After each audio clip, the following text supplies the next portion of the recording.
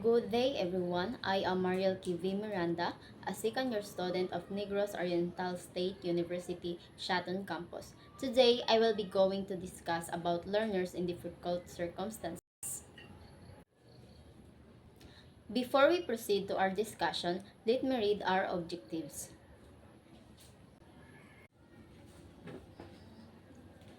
At the end of the discussion, the learners will be able to knowledge. Student will be able to define learners with special needs in difficult circumstances.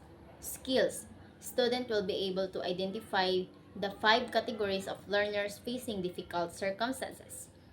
Affective. Implement culturally sensitive and trauma-informed teaching strategies to address the diverse needs of learners in difficult circumstances. What is learners in difficult circumstances? These are children whose basic needs are not met, who needs a lot of support, both physically and mentally. They're experiencing hardship that makes them difficult to live. They suffer from deprivation, exploitation, and neglect for no fault of their own.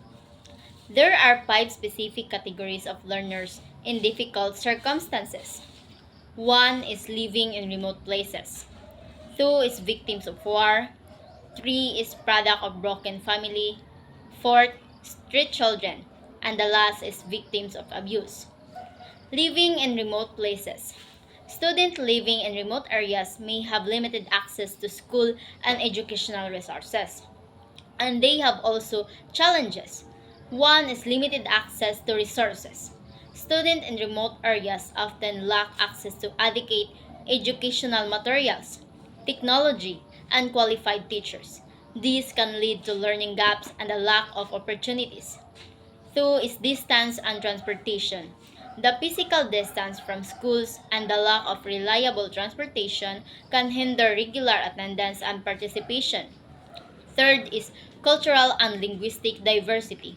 Remote communities often have unique cultural practices and languages, which can pose challenges for teachers unfamiliar with this context. Living in remote places have also educational needs. 1 is culturally relevant curriculum. Learning materials should be adapted to reflect the local culture and language, making learning more meaningful and engaging. Teacher training. Teachers need to specialize training to address the specific needs of learners in remote areas, including strategies for distance learning and culturally sensitive pedagogy. Next is technology and infrastructure. Investing in technology and infrastructure, such as internet access and mobile learning platforms, can bridge the digital divide and provide opportunities for remote learning. Victims of war. Children affected by war experience trauma that impact the learner's learning and well-being. They may suffer from PTSD, anxiety, and other mental health issues, requiring specialized support. Victims of war have 3 challenges. The first one is trauma and psychological distress. War can cause severe trauma including post-traumatic stress disorder, anxiety, and depression, which can significantly impact learning. Number 2 is displaced and disrupted education. War often disrupt education system, forcing students to flee their homes and interrupting their learning. And the last one is lack of safety and security. Children living in war-torn areas may face threats to their safety and security, making it difficult to focus on learning. They have also educational needs, the trauma-informed practices. Teachers need to be trained in trauma-informed practices to understand the impact of trauma on learning and provide appropriate support.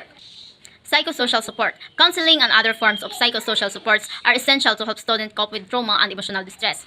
And the last is flexible and adaptive learning. Education programs should be flexible and adaptable to accommodate the unique needs of war-affected learners, including accelerated learnings, programs, and alternative learning pathways. Product of broken family has 3 challenges. Emotional instability. Children from broken families often experience emotional instability, grief, and anxiety due to the separation of their parents. The second one is lack of parental support. The absence of one or both parents can lead to a lack of emotional and practical support, impacting academic performance and social development. And the last one is financial hardship.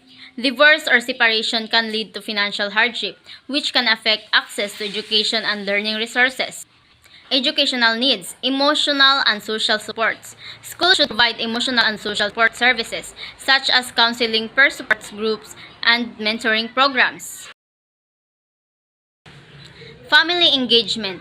Engaging with families and providing support to both parents and children is crucial for fostering a positive learning environment. And the last one is academic support. Providing academic support such as tutoring and extra help can help students catch up on missed learning and succeed academically. The fourth learners' difficult circumstances are street children. Poverty and homeless create significant barriers to education. These children may lack basic needs like food, shelter, and healthcare, hindering their ability to focus on learning. Street children has also challenges. Number 1 is poverty and exploitation. Number 2 is health risk. Number 3 is social stigma.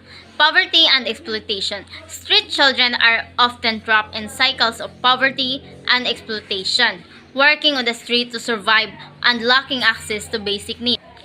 Health risk. Living on the street exposes children to various health risks, including malnutrition and infectious diseases, and exposure to violence.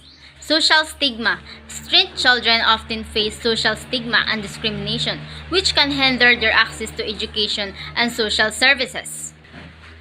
Educational needs. Safe and supportive environments. Creating safe and supportive learning environments that address the unique needs of street children is crucial. Basic needs support. Providing basic needs support such as food, shelter, and healthcare is essential for ensuring children's well-being and ability to learn. Life skills training. Life skills training including financial literacy, communication skills, and conflict resolution can help street children navigate challenging situations and build a better future. This category of learners in difficult circumstances are victims of abuse. Children who have experienced abuse, physical, emotional, or sexual, after requires specialized support, address trauma, and heal. Their learning can be significantly impacted by the psychology effect of abuse. They have challenges, trauma, emotional distress, physical injuries, behavioral problems, and learning difficulties. Conclusions. Learners facing difficult circumstances require specialized attention and support to overcome the challenges they face and achieve their full potential.